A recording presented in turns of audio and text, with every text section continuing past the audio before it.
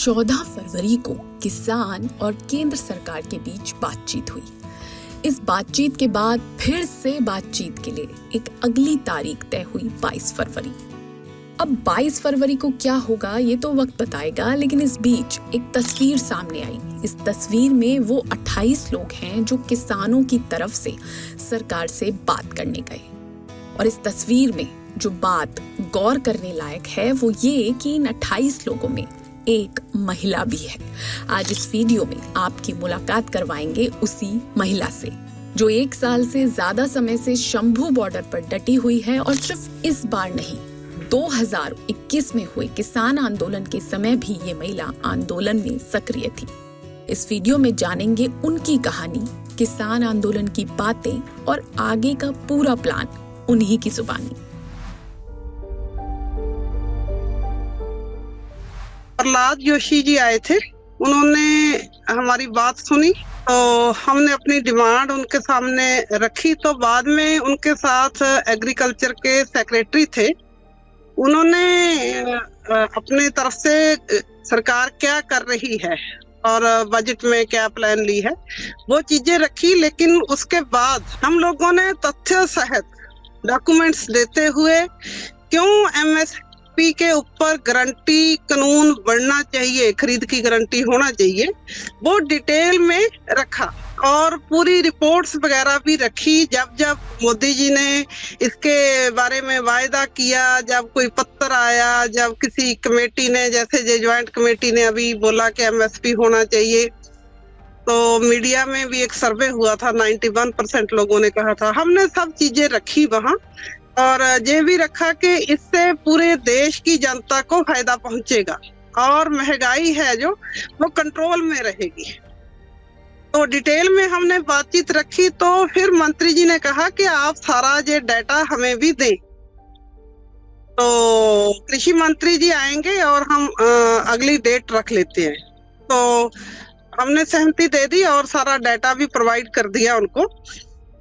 तो उसके बाद उन्होंने 22 तारीख की हमें डेट दी है। तो अभी 22 तारीख को ही ज्यादा पता चलेगा, क्योंकि उस दिन तो उन्होंने अपनी तरफ से सरकार क्या कर रही है वो रखा और हमने रखा कि ये सफिशिएंट नहीं है, ये काफी नहीं है। तो हमें क्या चाहिए और ये किसान कैसे बच सकता है खुदकशी करने से और उनका हालात कैसे सुधर सकता है एमएसपी देने से, महंगाई कैसे कम हो जाएगी अगर एमएसपी हो जाएगी। तो इस पे हमने जो डिटेल में बात रखी थी उन्होंने ध्यान से सुनी है हमारी बात, ये हमें अच्छा लगा। लेकिन इसके बारे में अभी 22 तारीख को ही ज्यादा पता चलेगा कि सरकार क्या करना चाह रही है, क्या सोच। वो तो अगली मीटिंग में पता चलेगा, क्योंकि मंत्री जी ने ऐसी कोई बात नहीं कही। उन्होंने कहा कि हम किसानों को लेके पॉजिटिव हैं और खेती किसानी हमारे लिए फर्स्ट प्रायोरिटी पे है। तो अभी गारंटी कानून बनाएंगे नहीं बनाएंगे ये अभी उन्होंने कोई ऐसा वायदा नहीं किया है, लेकिन पॉजिटिव हैं हम, ऐसा बोला है। अच्छा मैम, जगजीत सिंह डल्लेवाल जी की हेल्थ को लेके उन्होंने कुछ कहा, कुछ बात की, क्योंकि एम्बुलेंस में आए थे और हालत तो अभी भी काफी गंभीर बनी हुई है। हाँ, उन्होंने डल्लेवाल जी को रिक्वेस्ट की थी कि आप अपना जो अनशन है वो अभी समाप्त कर दें। तो क्योंकि हम लोग बातचीत कर रहे हैं तो बातचीत आगे भी करेंगे, तो आप अभी खाना ग्रहण करना शुरू कर दें। लेकिन डल्लेवाल जी ने बोला कि मैंने यही बोल के अनशन रखा है कि गारंटी कानून बढ़ने के बाद ही मांगे पूरी हो जाएंगी, फिर ही मैं अन्न ग्रहण करूंगा। हाँ, वो ऐसा है कि मेरा जो जर्नी है बहुत लंबा हो गया है काम करते हुए, तो उस एक्सपीरियंस को देखते हुए ही मुझे चुना गया। कोई वहां पे ऐसा रिजर्वेशन जैसा कोई चीज नहीं है, क्योंकि हम टेबल टॉक में जा रहे हैं और 1 साल से सड़कों पे बैठे हैं, तो हम ऐसे किसी को भी एंटरटेन करने के लिए नहीं ले जा सकते हैं। जो भी क्वालिफाई करेगा कि बात रख सकता है पूरे ध्यान से, उसी को लेके जाते हैं। तो उसी में ही मुझे मेरे संगठन की ओर से भेजा गया था।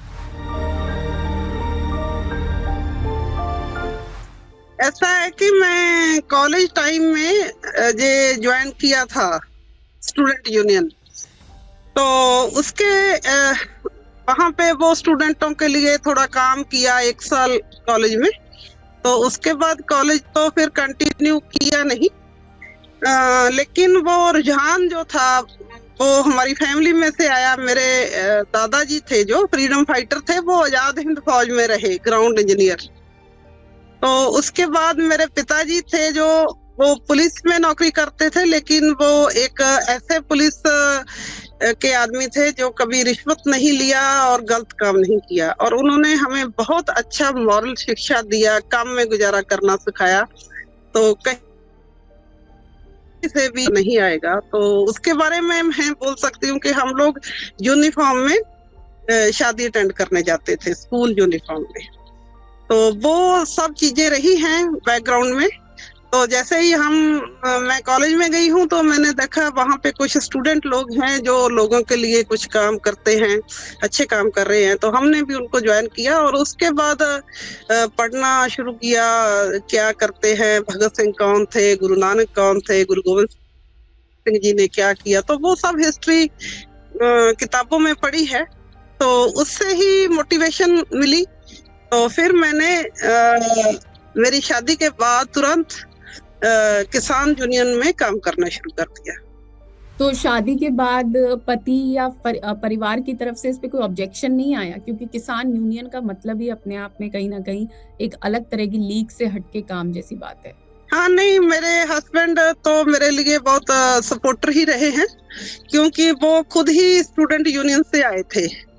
और हमारी शादी के वक्त वो एक मैगजीन के एडिटर थे जो लोगों के लिए लिखता था, किसानों के लिए, मजदूरों के लिए लिखता था, उसके एडिटर थे। इसलिए उनकी तरफ से वैसे रोकने जैसा कुछ नहीं था, लेकिन फिर भी घर और बच्चे सब जिम्मेवारियां, तो बहुत ही ज्यादा वर्कलोड हमने झेला है। तो बच्चों के साथ ये काम करना बहुत मुश्किल था, और साथ में मेरी जॉब भी थी, और जॉब ऐसी थी कि वो फील्ड की जॉब नहीं थी। मुझे हॉस्पिटल में जाके ही 6 घंटे काम करना होता था। तो वो 6 घंटे काम करने के बाद मैं अपने बच्चों को साथ लेके भी गांव-गांव में किसानों को, महिलाओं को मिलने के लिए जाती थी। तो फिर बच्चों को भी पढ़ाना था, वो भी पढ़ाते रहे। और मैं ये प्राउड से बोल सकती हूँ कि मेरे दोनों बच्चे हाईली क्वालिफाइड हैं। लेकिन ये बहुत मुश्किल भी था और बहुत लोड वाला काम था। पंजाब में क्या होता है कि जब भी आप संघर्ष करते हैं, तो अगर आपके ऊपर पुलिस ने लाठीचार्ज कर दिया तो आपके ऊपर ही 307 यानी कि इरादा कत्ल का केस भी बन जाएगा। मैंने यही देखा है, जो लोग संघर्ष करते हैं उनके ऊपर बहुत सारा झूठा पुलिस केस बनता रहता है, और बाद में सभी केसों में ही ऐसा होता है कि छूट जाते हैं, क्योंकि कुछ सच्चाई नहीं होती है, वो कोर्ट में प्रूव नहीं हो पाते हैं। तो वही कहानी है जो 2000 में हुआ था, इरादा कत्ल हुआ था, और बाद में जो NIA की रेड का भी वही स्टोरी है। तो वो तो किसानों का ध्यान जो है, मतलब मैं अपने यूनियन की स्टेट की जनरल सेक्रेटरी हूँ, और जनरल सेक्रेटरी होने का मतलब है कि पूरी स्टेट बॉडी को काम में लगा के रखना है। किसी को कौन सा काम है, वही काम होता है, मीटिंग बुलाना, सब ध्यान करना कि ये करना है, काम है। तो वो काफी जनरल सेक्रेटरी के आसे पासे घूमती रहती है संगठन। तो शायद यही कारण रहा होगा कि अगर ऐसा कर देंगे तो फिर वो सारा डिस्टर्ब तो हो ही जाता है। वही है। लेकिन उसके बाद शायद में गुजर चुके हैं, अभी तक दोबारा कोई NIA की तरफ से कोई फोन, कोई सम्मन वगैरह हमें नहीं मिला है। तो वो तलाशी लेके गए थे, तो उनको कुछ वो ऑब्जेक्शनेबल भी कोई चीज नहीं मिला था वहां से। जी, मैंने BRS ली, वॉलंटरी। अच्छा। हाँ, BRS लिया, मैं पेंशन लेती हूँ। मैंने 20 साल पूरा जॉब किया है, लेकिन ये मेरे हेल्थ के लिए मुश्किल हो रहा था कि किसान यूनियन में भी काम करना है, और बच्चों को भी देखना है, और ये घर को भी देखना है।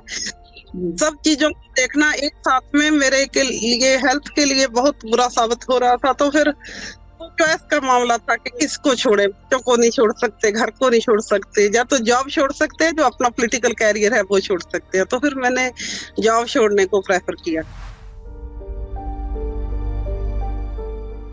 अभी भी मैं बताना चाहूंगी जो लोग देख रहे हैं, आप अभी भी शंभू बॉर्डर पर हैं, क्योंकि मैं आने वाली थी आपसे मिलने और कुछ दिक्कतों की वजह से नहीं आ पाई। तो आप दिखाएंगे, आप शंभू बॉर्डर पर हैं इस वक्त भी और एक वहीं पर बनी हुई ट्रॉली में बैठी हैं। ऐसी स्थिति है जहाँ पे मैंने दिखाई जी। तो आप पहले भी बैठी थी और अब मतलब कितना समय दे रही हैं आप? रेगुलर यहीं हैं या घर से अप डाउन कर रही हैं या क्या चल रहा है? नहीं, मैं ज्यादा से ज्यादा समय यहीं रहती हूँ।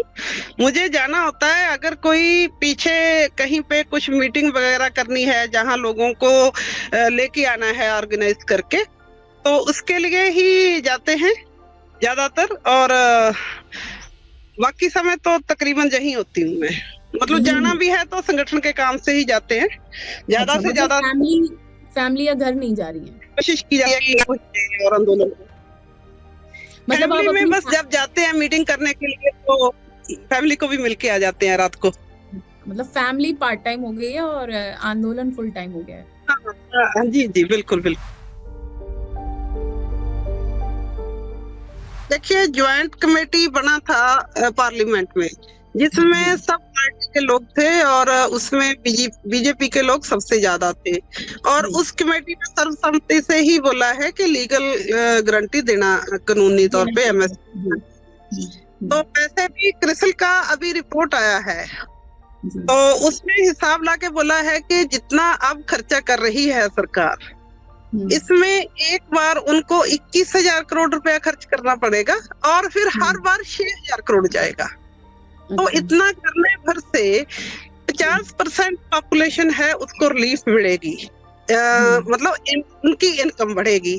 लेकिन 100% लोगों को रिलीफ मिलेगी कि महंगाई पे कंट्रोल होगा, क्योंकि किसान जो पैदा कर रहा है वो सब खाने की चीज है जिसके ऊपर आदमी जिंदा रहता है। तो हमें सबसे पहली बात ये है कि लोगों को जिंदा रहना है।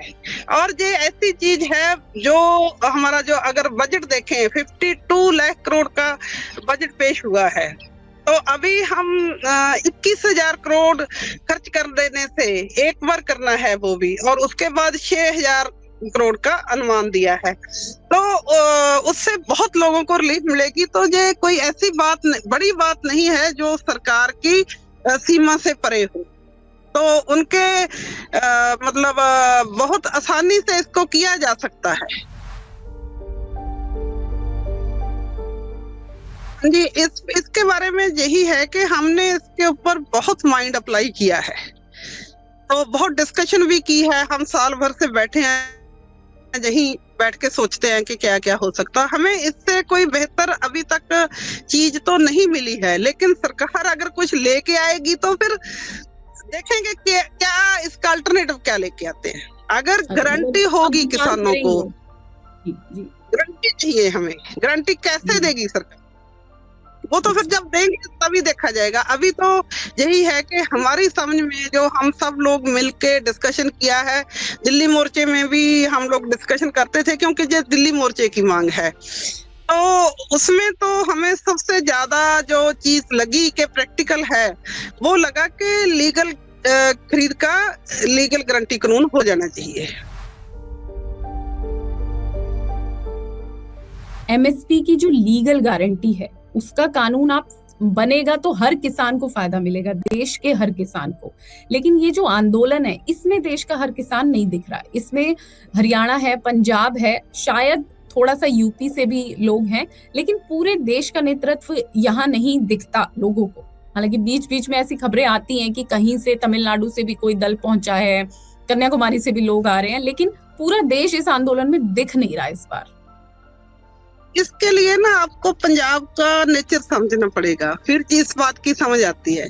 एक तो पंजाब के अंदर जो है खेती का बहुत एडवांस है, खेती पंजाब में, और जो चीजें अभी बाकी के देश में हुई नहीं, जहाँ होके एग्जॉस्ट हो गई है, जैसे ग्रीन रेवोल्यूशन है, वो तो जहाँ एग्जॉस्ट हो चुका है, और उसका अभी ये सब नेगेटिव है जो हम देख रहे हैं। तो इस कारण से अवेयरनेस बहुत ज्यादा है जहाँ पे, जो चीज दूसरी स्टेट को अभी समझ में नहीं आ रही है किसान को, वो जहाँ के साधारण किसान को भी समझ में आ रहा है। और पंजाब का एक करैक्टर रहा है हमेशा से कि वो केवल अपने ऊपर जो हमला हो रहा है उसके खिलाफ नहीं लड़ते हैं।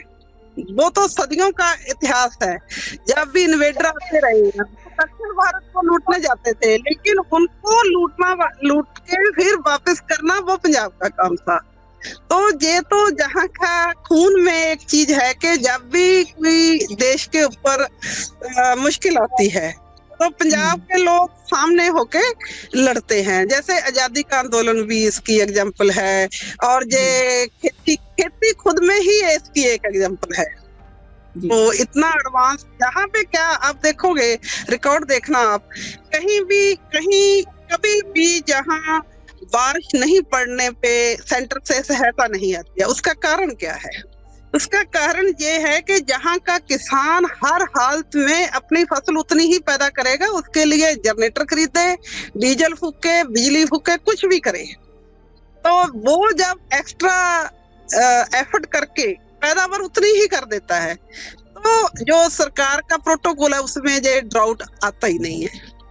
तो वो यही हो रहा है। तो मतलब जहाँ का जो स्वभाव है लोगों का, वो स्वभाव ही ये है, अगर खेती कर रहे हैं तो उसको कामयाब करेंगे, संघर्ष कर रहे हैं तो उसको कामयाब करेंगे, जो भी करना है उसको कामयाब। मिलिट्री में जाते हैं, आप देख सकते हो मिलिट्री में कितने लोग शहीद पहले हुए हैं, और जो आपको याद होगा बांग्लादेश वाली लड़ाई, उसमें सारा जो रोल पंजाब के जो जर्नैल थे उनका। तो ये तो जहाँ का स्वभाव है, और जहाँ के लोग बहुत इंसाफ पसंद हैं, देशभक्त हैं, तो वही कारण है कि दूसरे जगह के किसानों को भी उठाने का काम करते हैं। तो इसी कारण से अभी हमारा मीटिंग हुआ था, और हमारे जहाँ तमिलनाडु से किसान आए थे, वो बोले हमने मीटिंग की है, बहुत सारे संगठन भी इकट्ठे कर लिए हैं, लेकिन आपको उधर जाना पड़ेगा एक बार। अच्छा, आप लोगों को आइए, वहाँ पे हम सब इकट्ठे होकर कमेटी बन जाएगी और संघर्ष भी शुरू कर देंगे, लेकिन आपको आना होगा एक बार, क्योंकि किसानों को, किसानों के ऊपर विश्वास है कि ये लड़ेंगे और पीछे नहीं हटेंगे। आपने आने की बात की, तो जो यहाँ यूपी की तरफ से कहा जाए या हरियाणा की तरफ से भी, राकेश टिकैत भी एक किसान नेता है, और वो भी आए थे, खनौरी बॉर्डर पे गए थे, डल्लेवाल जी से मिले थे। तो यहाँ पर जो किसानों के दल मिल रहे हैं, एसकेएम, पॉलिटिकल, नॉन पॉलिटिकल, वहां पे भी कई बार ऐसा होता है कि किसान इकट्ठा हो रहे हैं, लेकिन कई बार वो एकता भी पूरी तरह सामने नहीं दिखती। जैसे अभी मीटिंग कोई लें तो 12 फरवरी को जो एकता वाली मीटिंग थी किसान यूनिटी की, उसमें नॉन पॉलिटिकल नहीं शामिल हुआ। अब एक बार फिर प्रस्ताव है कि 27 फरवरी को हो। तो आप ये तो आप मानेंगी ना कि एक जेनरिक बात है कि अगर आप यूनाइटेड होंगे तो अच्छे से लड़ पाएंगे, लेकिन यहाँ पे किसानों की यूनिटी नहीं दिखती, और फिर खुद ये आरोप लगते हुए दिखते हैं कि पॉलिटिक्स की जा रही है। तो किसान एकता वाला एक अलग आंदोलन होगा क्या? नहीं, इसमें भी मैं लेके जाऊंगी। जब अहमद शाह अब्दाली आता था, जहाँ पे मिसलें होती थी जी, जो ग्रुप रहते थे, मिसल मतलब एक रहते थे, तो वो ग्रुप लड़ते थे उनके खिलाफ, जो इन्वेस्टर आते थे, तो वो ग्रुप आपस में भी खूब लड़ते थे। इसका एक एग्जांपल है कि दिल्ली में एक बार स्टे किया हुआ था, तो वहाँ एक मैदान था जिसमें घास बहुत अच्छा था। शाम को सब लोग आपस में घास के लिए लड़ा करते थे कि हमारे घरों को ये मिलेगा, आप भाग जाओ। और सुबह होते ही सब मिलके, तो यही है कि जहाँ दिल्ली में मिसलें टिकी हुई थी एक बार लड़ने के लिए, वो ग्रुप थे जहाँ पंजाब में सिख लड़ रहे थे उस समय, तो उनके आर्मड ग्रुप रहते थे, वो इन्वेडर के खिलाफ जो भी आता था उसके खिलाफ लड़ा करते थे, और मुगलों के खिलाफ बहुत लड़ाई की है। तो दिल्ली में वो लड़ रहे थे इकट्ठे होके। तो उस समय घास का मैदान था दिल्ली में, नफ्सगढ़ ऐसी कोई मुझे जगह पक्की याद नहीं है। तो उस घास के लिए रोज शाम को आपस में लड़ा करते थे, और एक दूसरे के ऊपर लाठी वगैरह भी चलाते थे, क्योंकि हर एक को लगता था हमारे घोड़ों को अच्छा घास मिले, और वो अच्छे से कल लड़ेंगे तो फिर अच्छा प्रदर्शन होगा। तो फिर क्या होता था कि शाम को पूरी लड़ाई होती थी, और सुबह सब इकट्ठे होके लड़ना चालू कर देते थे। सुबह को सब इकट्ठे हो, यही चीज रहेगी पंजाब में। जब हम दिल्ली में तब भी बहुत सारे मतभेद चलते थे, लड़ाइयां चलती थी अंदर, लेकिन जैसे ही होता था कि काल दे दी है, अब सबने मिलके एक काल दे दी है, तो फिर सब वहां जाएंगे। तो ये जो एसकेएम के साथ भी लड़ाई हो रही है अभी, मतलब लड़ाई भी हो रही है, उनके साथ बातचीत भी हो रही है, तो ये भी इसका अल्टीमेटली पॉजिटिव ही रिजल्ट आएगा। इसको लड़ाई नहीं देखना चाहिए। ये हो रहा है कि रेजोल्यूशन करने की कोशिश कर रहे हैं दोनों तरफ से। मैं भी जाती हूँ उस मीटिंग में, तो वहां पे सबको ये लगता है कि हमें इकट्ठे होके लड़ना है, ये सबको लग रहा है। लेकिन कैसे इकट्ठे हों? हर एक आदमी जर्नैल है ना, तो सब जर्नैलों को इकट्ठे करना, उसमें टाइम जा रहा है। तो सब भी इकट्ठे भी हो जाएंगे, थोड़ा टाइम लगेगा। शुक्रिया मैम सारी बातचीत के लिए, और शुभकामनाएं कि 22 फरवरी को कोई नतीजा निकले और आपका ये आंदोलन खत्म हो पाए, आप भी घर लौट पाए अपने। बहुत शुक्रिया। Thank you.